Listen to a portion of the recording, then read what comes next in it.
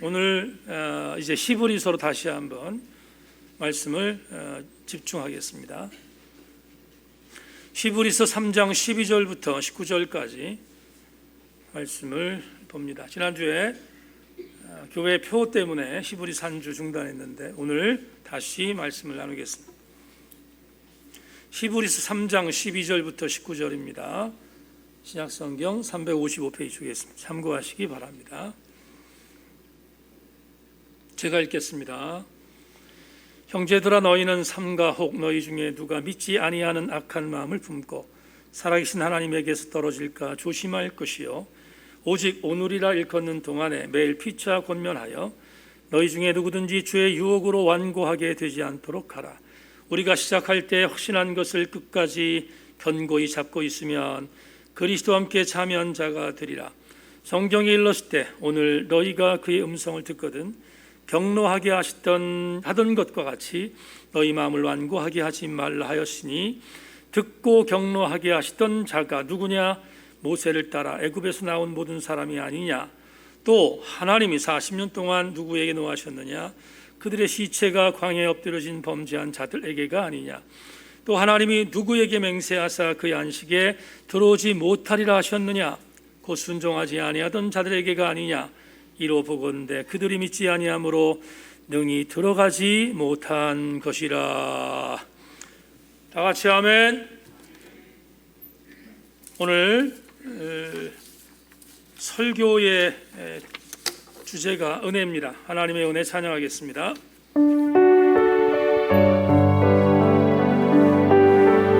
기도하는 마음으로 찬양 하나님께 드립시다.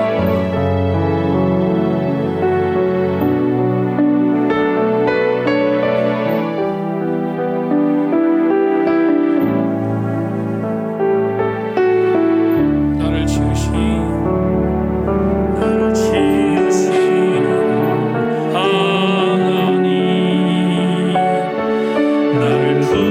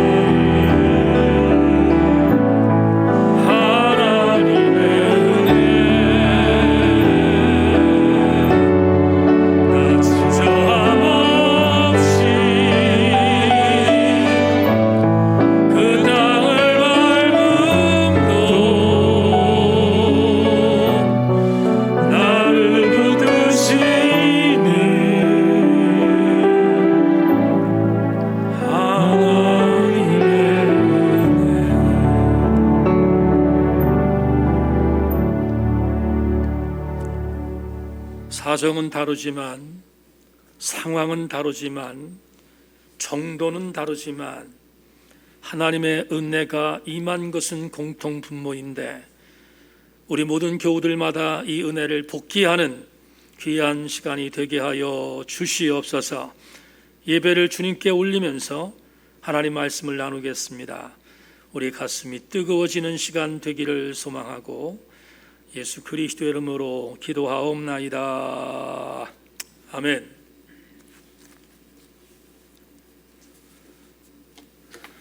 오늘 우리 교우들과 함께 나눌 말씀의 제목은 붙잡아야 합니다. 이런 제목을 갖고 말씀의 은혜를 나누겠습니다.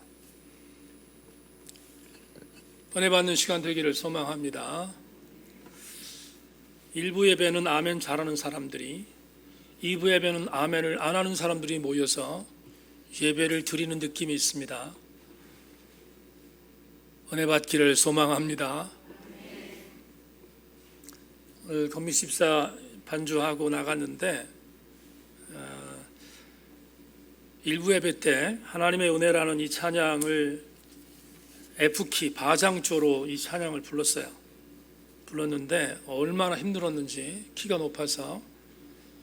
근데 나갈 때 일부 예배 끝나고 나서 목사님 2부 때는 D키로 하겠습니다 이렇게 얘기해 줘서 얼마나 고마운지 몰라요. 며칠 전에 친구 목사가 전화가 왔어요. 전화가 와서 니네 교회 홈페이지 들어가서 이 목사 설교를 들으면 찬양이 제일 은혜롭다 이렇게 얘기를 해요.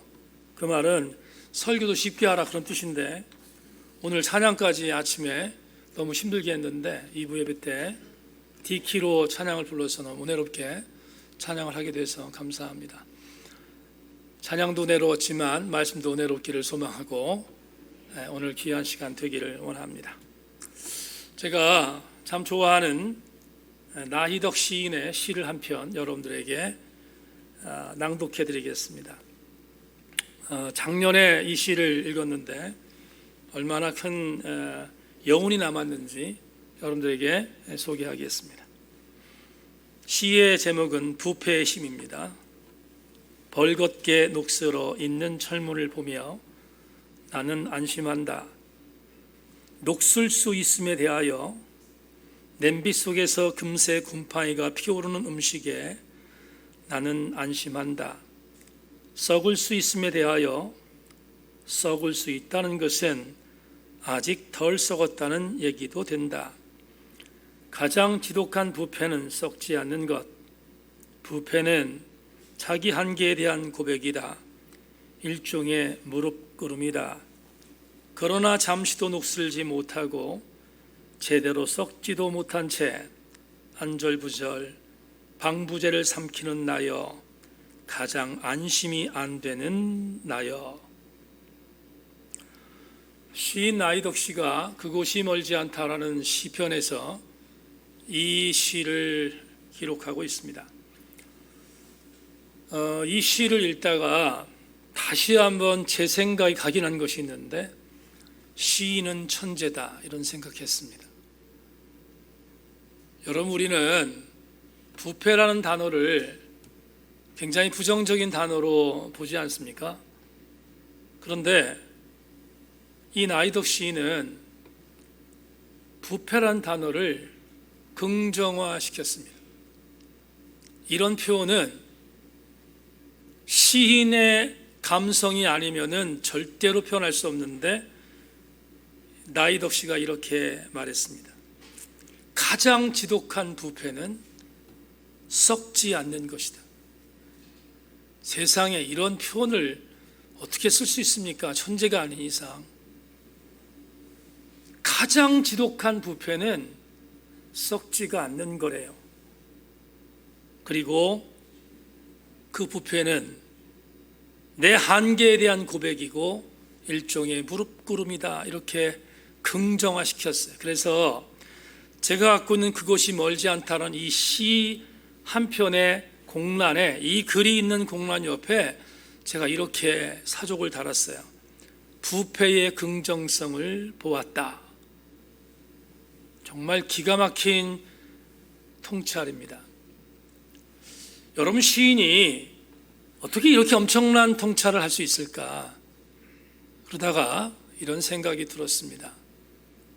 시인은 어떤 사건과 어떤 사물을 만나면 일반적인 사람들과는 좀 다른 천재적 기질이 있다 생각했습니다. 그건 뭐냐 하면 어떤 사람을 만나든 어떤 사물을 만나든 어떤 사건을 만나든 그 안에서 이루어지는 일체 것들을 1인칭 객관화시키는, 다시 말하면 나에게 깊이 적용하는 천재적 기질을 갖고 있다. 그러니까 이 부패임이라는 이 시에서 마지막 연에 나이덕 씨가 이렇게 말하는 거예요. 진짜로 정말로 경계할 게 뭐냐 하면 썩지 않는 부패인데 그게 누구라는 거냐면 이렇게 말합니다. 방부제를 삼키는 나요. 그래서 이 방부제를 삼켜서 썩지 않으려고 하는 내가 어떤 존재냐? 시인은 이렇게 말합니다. 그래서 가장 안심이 안 되는 존재가 바로 나라는 거예요.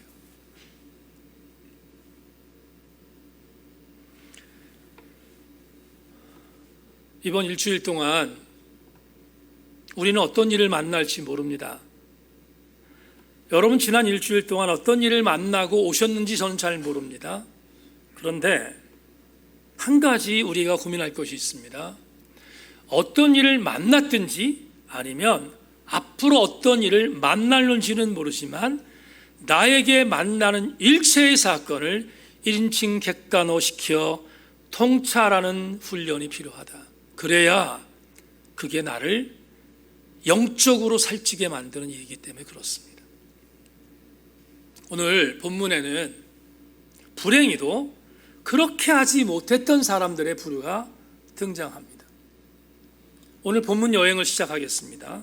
12절을 보면 12절에 이 히브리서의 저자가 독자들에게 이렇게 말합니다. 형제들아, 너희는 삼가 혹 너희 중에 누가 믿지 아니하는 악한 마음을 품고 살아계신 하나님에게서 떨어질까 조심할 것이요.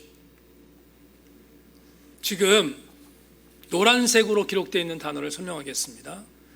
형제들아, 이렇게 말했습니다. 히브리서를 썼던 저자가 히브리서의 설교를 듣고 있는 독자들에게 부른 호칭이 뭐냐? 형제들아입니다. 이 단어는 여러분, 우리 지금 교회에서는 형제를 형제라고 부르고 자매를 자매로 부르는 것에 대해서 별로 큰 거부감이 없잖아요. 우리들이 부르는 호칭으로 자리매김했기 때문입니다. 그런데 이 히브리서가 기록될 당시 주 60년대에 아델포이라는 이 단어, 형제로 번역된 이 단어는 아무에게 붙이는 단어가 아니었어요. 이 아델포스라는 이 단어는 교회 공동체 안에서 예수 그리스도의 씨로 묶임당한 공동체의 지체들, 대단한 공동체입니다. 그 공동체의 지체들에게 붙이는 단어였다는 거예요. 그러니까 형제들이라고 불렀다는 것은 그만큼 의미가 있다는 의미입니다. 좀 부연할게요. 히브리서를 제가 강의 시작하면서 이런 전제를 드린 적이 있지요. 히브리서의 독자들은 누굴까? 기억나시죠? 지금 오늘이 히브리서 13번째 강의니까 좀 오래됐는데, 히브리서라는 이 설교문을, 편지라고도 하는데, 이 설교문을 듣는 사람은 누굴까? 보는 사람 누굴까? 자, 이렇게 전제했습니다. 아마도 주 60년대에 로마와 그 로마의 근처에 있었던 위성도시에 살고 있었던 예수 믿는 사람들이다. 그런데 이 예수 믿는 사람들이란 말을 좀 조심해서 들어야 합니다. 예수를 믿긴 믿는데 그냥 믿는 자들이 아니라 상당수 많은 사람들이 회심한 사람들이에요. 어떻게? 로마의 근교에 흩어져 있었던 히브리 사람, 그러니까 유대적 사람들, 우리가 일반적으로 얘기한 유대인들입니다. 유대적인 사상을 갖고 있었던 사람들, 그들이 바울을 만났든지 아니면 7 집사가 전했던 복음을 들었든지 상관없습니다. 어쨌든 간에 복음을 듣고 회심한 사람들입니다. 그래서 그리스도 공동체 안에 들어와 있던 사람들입니다. 근데 문제는 뭐냐 하면 이들은 분명히 크리스천이긴 크리스천인데 유대적인 사상을 버리지 못했던 사람들이에요. 유대적인 뿌리가 있어서 구약적인 유대적인 사상을 버리지 못했던 사람들, 그들 중에 예수 믿은 사람들이 거의 대부분이에요. 이 지금 히브리서라는 이 책을, 이 글을, 이 설교문을 듣고 있는 사람들의 정체성입니다. 문제는 복음을 들었음에도 불구하고 유대적인 뿌리를 버리지 못하는 거예요. 그러다 보니까 항상 예수 그리스도를 믿긴 믿지만 예수 그리스도와 버금되는 유대적인 사상도 버리지 않는 거예요. 기억나실 줄로 믿고 제가 말씀드리는데, 우리가 3장을 오늘 읽고 있습니다. 1장에서 천사를 이야기했습니다. 2장에서 모세를 이야기했습니다. 다음 주부터 볼 4장에서는 여호수아를 말합니다. 전부 다가 구약적인 의미죠. 근데 이 독자들이 무슨 생각을 하고 있었어요? 천사와 예수님은 비슷해. 모세와 예수님은 비슷해. 4장에서 보겠습니다. 여호수아와 예수님은 비슷해. 이렇게 구약적인 인물들을 예수님과 동등한 위치에서 이해하려는 걸 포기하지 않아요. 히브리서 저자는 그걸 강력하게 여러분 해석하잖아요. 천사는 예수 그리스도와 견줄 수 없는 대상이다. 천사는 예수 그리스도를 경배할 대상이다. 모세도 예수님보다 우월하지 않다. 4장에서 말할 겁니다. 여호수아도 마찬가지다. 그러니까 히브리서의 저자는 구약적인 사상을 갖고 있는 유대적 그리스도인들의 생각을 바꾸기 위하여 이 편지를, 이 설교문을 쓴 거예요. 오늘 본문도 마찬가지인데, 저자는 예수님 이외에 다른 우월성이 없다고 말합니다. 그런데 아슬아슬합니다. 왜 아슬아슬하냐면 이렇게 말해도 별로 듣지 않는 사람들이 히브리서를 듣고 있는 사람들이에요. 유대적 그리스도인이었다 이 말이에요. 그래서 아슬아슬합니다. 자꾸만 이렇게 말하면 그들은 언제든지 배신할 수 있는 존재였습니다. 그러니까 아슬아슬했습니다. 이들은 유대교의 우월을 놓지 않았어요. 유대교적인 사상을 놓지 않았어요. 그래서 예수 그리스도를 믿긴 믿지만 같이 가기를 원했습니다. 그러면 안 돼요. 그건 예수 믿는 사람의 태도가 아니기 때문에. 오늘 히브리서의 저자는 그들을 향해서 형제라고 불렀어요. 왜 형제라고? 두 가지 이유 때문에 부른 겁니다. 너희들은 그리스도 교회 공동체에서 예수 그리스도로 피로 말미암아 구원받은 백성이니까 이 정체성을 절대로 놓지 말라는 거예요. 형제로 부른 이유가 그것입니다. 두 번째는 너희들이 이 정체성을 흔들리면 언제든지 배교할 수 있는 존재인 것에 대한 경고입니다. 그래서 형제라는 단어를 쓴 것입니다. 또 한 가지 주목할 단어가 있는데요. 12절 마지막 절 부분에 이렇게 말하잖아요. 살아계신 하나님에게서 떨어질까 조심하라. 떨어질까라는 단어, 이 단어를 여러분 배교라는 단어로 바꿉니다. 왜 그러냐면 떨어질까라는 단어가 아포스테나이라는 헬라어 단어인데요. 이 단어에서 영어 단어 아포스타시가 나와요. 아포스타시는 배교라는 뜻이거든요. 배교. 그래서 지금 이 히브리서 저자는 배교할 수 있는 가능성이 있는 자들을 경책하고 있어요. 떨어지지 말라는 거예요. 유대교로 돌아가지 말라는 거예요. 절대로 예수 그리스도의 은혜에서 떨어져 나가지 말라고 말합니다. 그러면서 당부하는 게 있는데요. 그게 오늘 본문 13절과 14절에 있습니다. 이런 당부를 합니다.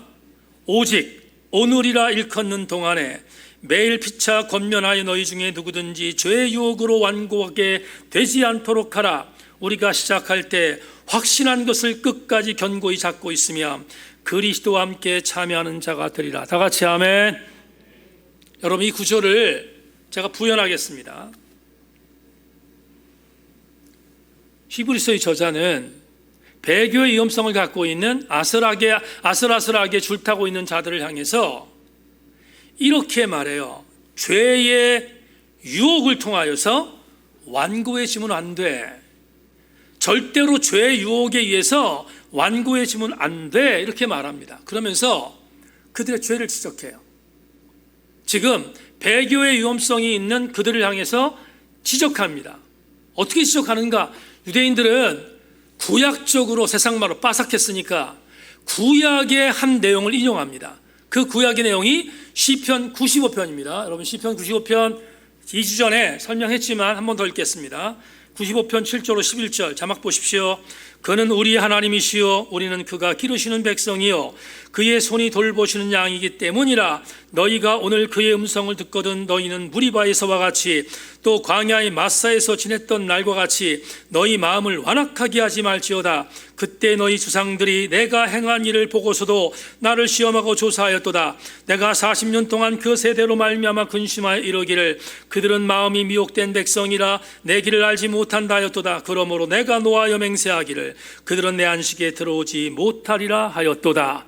이 시편 95편의 말씀을 히브리서 저자가 인용하지요.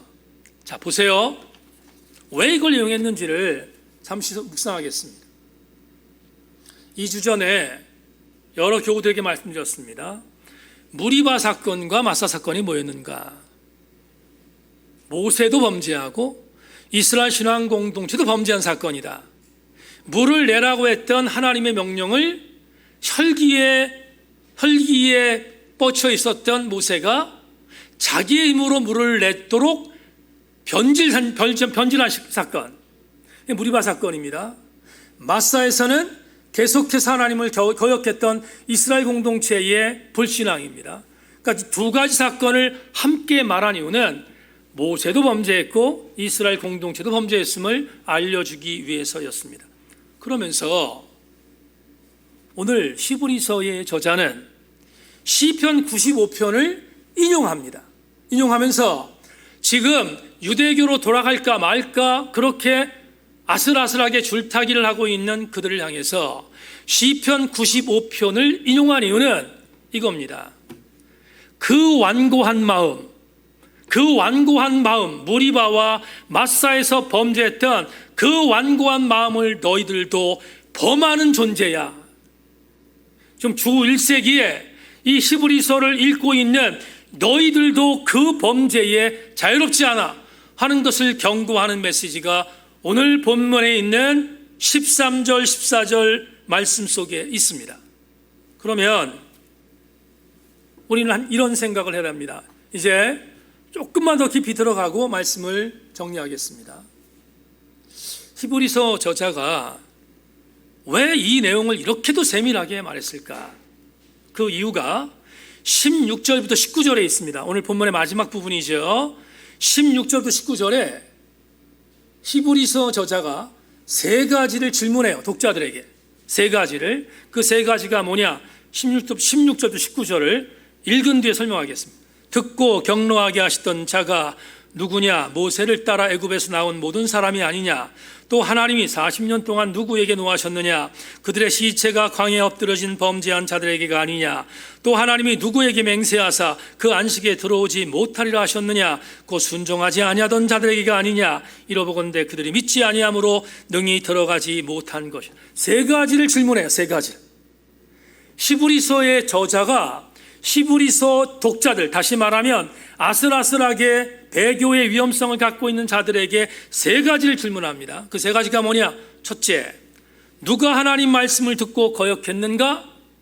답, 모세를 따라 애굽에서 나온 모든 사람들이다. 이렇게 답을 해요. 지금 저자는 묻고 답합니다. 그게 첫 번째입니다. 두 번째, 하나님이 40년 동안 노한 대상이 누구지? 각인시킵니다. 광야에서 범죄하여 시체가 엎드러진 자 일체다, 이렇게 말합니다. 세 번째 질문, 하나님의 안식에 들어오지 못할 자가 누구냐? 순종하지 않는 자들이었다. 자, 보세요.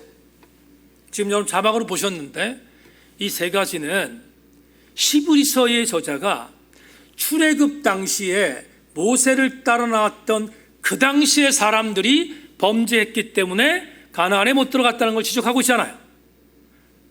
16절과 19절은 출애굽 당시의 사람들의 이야기야. 그런데 주목할 것은 히브리서의 독자들에게 이걸 바꿉니다. 어떻게 바꿨는가? 여러분, 지금 제가 원고에는 없지만 히브리서가 주 60년대에 기록됐다고 쳤습니다. 60년대. 출애굽 사건은 BC 1440년대입니다. 그러면 여러분 엄청난 차이가 있는 거예요. 지금 거의 한 1500년 정도? 1500년 정도의 어떤 차이가 있습니다. 1500년이라는 시간이 흐른 뒤에 히브리서의 저자가 이 내용을 히브리 독자들에게 말한 뒤에 완전히 바꿔서 해석해요. 어떻게? 바꾼 것을 조재천 교수의 글로 여러분들에게 해석하겠습니다. 이렇게 말합니다. 시편 95편과 출애굽기 이야기는 박제된 역사가 아니었다. 자신들의 미래에 관한 경고였다. 그들은 다시 질문해야 했다. 다른 누구도 아닌 자신들에게 던지는 질문이었다. 답은 명백했고 이번에는 주어를 따라합시다. 우리, 여러분 큰 소리로 따라하세요. 우리, 누구라고요? 그렇습니다. 주어를 우리로 내세워야 한다. 히브리서에 기록되지 않았지만 16절부터 18절을 들은 청중이 마음속으로 던졌을 법한 우리가 지금 던져야 하는 질문과 대답은 아래와 같다. 그 아래가 뭔지를 설명하겠습니다. 여러분, 제가 조금 전에 설명했던 것과 조재천 교수가 얘기하는 게 뭐가 다른지 찾으세요. 첫 번째 질문, 누가 하나님의 말씀을 듣고 거역했는가? 조재천 교수는 이렇게 말합니다. 하나님의 은혜로 구원받아 죄의 노예 상태로부터 인도받아 나온 우리들이다, 이렇게 말해요. 우리들이다. 두 번째 질문, 하나님의 진노는 누구에게 어떻게 나타날 것인가? 똑같은 질문입니다. 답을 이렇게 말합니다. 우리도 죄를 짓는다면 죄에 대한 보응으로 죽게 될 것이다. 세 번째, 혹 우리가 하나님의 안식에 들어가지 못할 것인가? 답, 그렇다.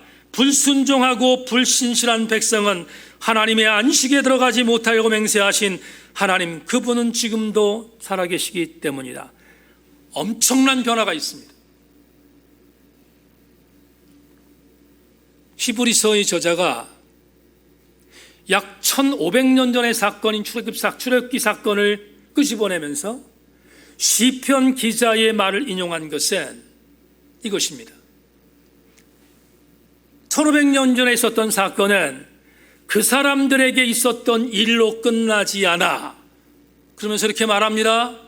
그때 그 백성들, 출애굽을 한 이후에 하나님께 거절하며 무리바의 범죄, 마사의 범죄를 행했던 그들은 오늘 주 60년대에 살고 있는 너와 나, 우리일 수 있다. 이렇게 해석하는 거예요. 우리라는 거예요. 제가 조금 전에 설교 시작하면서 나이덕 시인 말씀을 드렸습니다. 나에게 1인칭 객관화시켰다. 오늘 본문에서 가장 중요한 표현은 뭔가? 1500년 전의 사건, 지금 이 히브리서의 시대를 보는 거예요. 1500년 전의 사건, 그 사건이 1500년이 지난 뒤에 그들의 사건이 아니라 나의 사건이라고 해석한 것입니다. 그러면 오늘 우리에게 주는 은혜가 뭘까? 오늘 저와 여러분들에게 주는, 새인교회 성도들에게 주는 은혜가 뭘까? 같은 맥락입니다. 출애굽 사건을 통하여 하나님께 범죄했던 그들의 그 범죄 사건은 주 60년대에 히브리서를 듣고 있는 사람에게만 해당되는 것이 아니라 2022년 오늘 새인교회 우리들에게도 동일하게 이 범죄의 그룹 안에 들어갈 수 있다는 사실을 경고하고 있는 거예요. 그렇다면 반면교사를 삼아야 되지 않겠습니까? 어떻게? 나의 언어로 본문에 있는 이 사건을 적용하기 위해서 우리가 반드시 해야 할 일이 있습니다. 우리 세인교회 성도들이 2022년에 해야 할 일이 있습니다. 그 해야 할 일을 오늘 설교의 레마로 정했습니다. 자막 보겠습니다. 2부 예배에 나오신 성도 여러분, 우리가 무리바 마사에서의 범죄를 우리 것으로 적용하여 다시 한번 새로워지기 위하여 우리가 경험할 것은 이것입니다. 나에게 주었던 첫사랑과 첫믿음을 견고히 붙잡아야 합니다. 무슨 말인가? 14절에 있습니다. 여러분, 성경 외증에 있는 것들을 말씀드리는 게 아니라 성경 안에 있는 말씀으로 근거를 댑니다. 14절, 우리가 시작할 때에 확신한 것을 끝까지 견고히 잡고 있으면 그리스도와 함께 참여한 자가 되리라. 한 번만 더 읽겠습니다. 우리가 시작할 때에 확신한 것을 끝까지 견고히 잡고 있으면 그리스도와 함께 참여한 자가 되리라. 시작할 때 확신한 게 뭘까요? 시작하면서 여러분이 확신했던 것이 뭡니까? 저는 이렇게 표현했습니다. 그게 첫 믿음이요, 첫사랑이다. 여러분, 동일하게 적용시키지 않겠습니다. 왜냐하면 첫사랑과 첫 믿음에 대한 상황은 사람마다 다르기 때문입니다. 그러나 이렇게 모으겠습니다. 첫사랑과 첫 믿음이라고 제가 표현하는 이유는 이것 때문입니다. 경험은 다르겠지만 거의 이 안에 들어갑니다. 첫째, 어떤 성도가 있었습니다. 근데 그 성도가 신앙생활을 열심히 하기 시작한 것은 이런 때입니다. 나에게 절박한 기도 제목이 있습니다. 그런데 믿음이 없었으니까 긴가민가 하는 마음으로 하나님께 기도했습니다. 그런데 너무 정확하게 응답하신 하나님을 발견하면서 그때부터 그 성도는 첫사랑과 첫 믿음을 갖게 되었습니다. 두 번째, 어떤 성도가 질병에서 허덕였습니다. 의원도 찾아갔고 병원도 찾아갔습니다. 할 수 있는 최선을 다했습니다. 그런데 12년 동안 혈병을 앓던 여인처럼 별짓을 다 했는데 효과 없었습니다. 그래서 지푸라기라도 짚는 심정으로 하나님께 내 질병을 그대로 고했습니다. 그랬는데 하나님께서 나의 질병을 고쳐주심으로 인하여 첫 믿음과 첫사랑이 시작된 성도도 있습니다. 맞습니까? 그럴 수 있잖아요. 세 번째, 저는 우리 교회 성도 중에서 상당히 많은 사람들이 간증했던 것을 그렇게 확신합니다. 어떤 성도가 있습니다. 동서남북이 막혔습니다. 헤어나올 수 있는 방법이 없습니다. 어떻게 할 도리가 없습니다. 꽉 막혀 있기 때문입니다. 그래서 동서남북이 막혀 있었던 이 성도가 하나님 앞에 매달리기로 했습니다. 그리고 하나님께 자기의 고통과 어려움들을 호소했습니다. 그랬더니 하나님께서 그 성도의 표현 중에 하나 이런 것이 있었습니다. 그 성도가 이렇게 말합니다. 그렇게 기도했고 그렇게 하나님께 붙들렸는데 어느 날 갑자기 하나님이 나를 번쩍 들어서 동서남북이 막힌 곳에서 해방시켜 주셨습니다. 첫 믿음과 첫사랑을 그렇게 시작한 성도도 있습니다. 그리고 한 가지만 더, 기타 등등엔 제가 있습니다. 여러분, 저는 지금부터 40년 전에 정말로 어떻게 할 것인가 한치 앞이 내다보이지 않는 인생의 갈등 속에서 20대 청년 때 가장 힘들었을 때 하나님께서 나에게 말씀으로 오셔서 나에게 주의 종이 되도록 명령하셨습니다. 그런데 그때 받았던 그 감동과 그 경험을 여러분 간증했습니다. 저는 그게 첫사랑이요 첫 믿음으로 시작했습니다. 근데 너무 놀라운 것이 있습니다. 뭐냐 하면 40년 동안 첫 번째 찾아오셨던 방법으로 내가 순간순간 어렵고 힘들 때 주님은 그 방법으로 오셨어요. 다른 방법으로 온 게 아니라 그 방법으로 저에게 오셨어요. 그리고 저한테 이렇게 말합니다. 이 목사야, 40년 전에 너한테 이렇게 왔었지? 내가 너에게 왔던 이 은혜와 이 감격은 40년이 지난 지금도 전혀 변함이 없어. 그리고 저를 조명해 주셨어요. 저는 그 조명하신 하나님의 그 은혜를 복귀할 때마다 첫사랑과 첫 믿음을 절대로 잊지 않습니다. 기타 등등 여러분들에게 또 다른 것들이 있을 것입니다. 자, 말씀을 정리하겠습니다.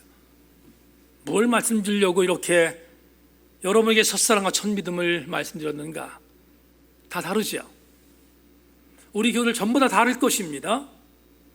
근데 하나로 뭉뚱그리면 하나의 공통 분모가 있습니다. 내가 첫사랑과 첫 믿음을 견지할 이유는 뭐냐? 그 이유는 뭐냐? 첫사랑과 첫 믿음이 시작된 것은 하나님께서 나에게 찾아오셨다는 은혜입니다. 하나님께서 상황은 다르지만 다른 각자에게 찾아오셨다는 은혜. 그게 바로 나의 첫사랑과 첫 믿음의 근간이 되는 것입니다. 우리는 첫사랑을 잊을 수가 없습니다. 저도 첫사랑이 있습니다. 생각해보면 정말로 아름다웠던 사랑이었습니다. 첫 믿음을 잊을 수 없습니다. 그 믿음은 지금도 나를 견고하게 붙들어주는 하나님의 무기이기 때문입니다. 지난 주간 박준이라는 작가가 쓴 산문을 읽게 되었습니다. 읽다가 작가의 한 문장에 필이 꽂혔습니다. 그 문장은 저에게 굉장히 큰 감동을 주었습니다. 그 문장 소개하겠습니다. 사랑은 이 세상에 나만큼 복잡한 사람이 그리고 나만큼 귀한 사람이 있다는 사실을 새로 배우는 일이었습니다. 와, 이건 정말 너무 엄청난 감동 아닙니까? 사랑하는 이유가 뭡니까? 우리가 그동안 들었던 사랑하는 이유가 뭐지요? 사랑했던 부분에 있어서의 중심적인 내용이 뭐였습니까? 나였어요. 그런데 박준 작가가 말했습니다. 사랑은 이 세상에 나만큼 복잡한 사람이 또 있고 나만큼 귀중한 사람이 또 있다는 사실을 알려주는 일이기에 사랑을 해야 한다는 것입니다. 이 문장이 왜 제게 감동으로 다가왔는가? 이유가 있습니다. 하나님께서 나를 찾아오신 것에 나를 사랑하신 주님께서 이걸 확인하기 위해서입니다. 하나님께서 나를 찾아오셔서 나를 사랑한 것은 아무개야 너는 가장 나의 존귀한 자임을 알려주기 위해서입니다. 이 부회에 나오신 교우들 한 사람 한 사람 상황은 다르지만 여러분을 찾아오신 주님의 사랑은 여러분이 가장 소중한 가치임을 알려주기 위하여 찾아오신 은혜임을 알고 계십니까?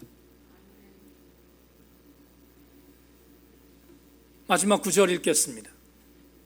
신명기 1장 29절 30절에 모세가 40년 동안 이스라엘 백성들을 이끌고 파란만장한 40년을 보낸 뒤에 가나안이 보이는 느보산 앞에 섰습니다. 이제 얼마 있으면 느보산에서 모세는 죽습니다. 그토록 꿈에 그리던 가나안 땅에 들어가지 못합니다. 무리바이의 범죄 때문이었습니다. 얼마나 속상했을지 나름대로 짐작할 수 있습니다. 신명기 1장에서 모세가 출애굽에서 데리고 나왔던 1세대는 다 죽고 여호수아와 갈렙 그리고 2세대만 남아 있습니다. 약 200만 명 정도가 있습니다. 그런데 자기의 죽음을 목도하면서 그들에게 설교합니다. 그 설교의 내용이 신명기라고 하는 5번째 책입니다. 그 신명기의 설교를 통해서 모세가 200만 명의 불순종했던 자녀들을 보면서 어떤 생각이 들었을까? 얼마나 많은 감정적인 여운이 있겠습니까? 얼마나 속상한 마음들이 있었겠습니까? 이렇게 설교할 수 있었습니다. 200만 명의 이스라엘 공동체가 들으라. 나는 여기서 죽는다. 왜? 너희들이 나를 괴롭혔기 때문이다. 너희들이 나를 지긋지긋하게 괴롭혔고 내가 실수해서 하나님이 나를 쳤다. 내가 가나안에 들어갈 수 없다. 이렇게 하소연할 수 있습니다. 그리고 정죄할 수 있었습니다. 그런데 정죄하지 않습니다. 마지막 설교에서 모세가 2세대의 약 200만 명의 백성들을 향하여 이렇게 설교합니다. 신명기 1장 29절 30절에 말합니다. 내가 너희에게 말하기를 그들을 무서워하지 말라, 두려워하지 말라. 너희보다 먼저 가시는 너희 하나님 여호와께서 애굽에서 너희를 위하여 너희 목전에서 모든 일을 행하신 것 같이 이제 또 너희를 위하여 싸우실 것이라. 성도들이여, 하나님은 이전에도 나보다 먼저 가셔서 나를 위하여 싸워주셨고, 이전에도 나를 안아주셔서 여기까지 오도록 만드신 은혜의 하나님인 것을 믿습니까?